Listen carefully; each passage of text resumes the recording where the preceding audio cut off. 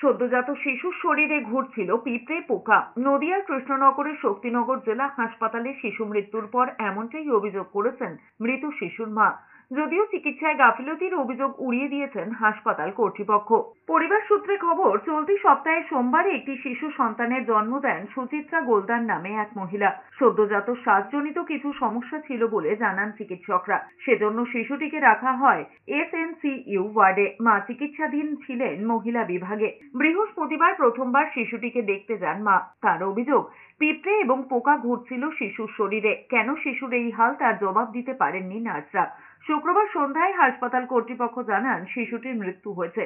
এরপর থেকে চিকিৎসায় গাফিলতির অভিযোগে বিক্ষোভ দেখাতে শুরু করে পরিবার। এরপরেই পুলিশ পৌঁছে পরিস্থিতি নিয়ন্ত্রণে আনে। অভিযোগ নিয়ে শক্তিনগর জেলা হাসপাতালের সুপার জয়ন্ত সরকার বলেছেন, শিশুটির জন্য প্রয়োজনীয় সমস্ত পদক্ষেপ দেওয়া হয়েছিল। দুর্ভাগ্যবশত শিশুটিকে বাঁচানো সম্ভব হয়নি।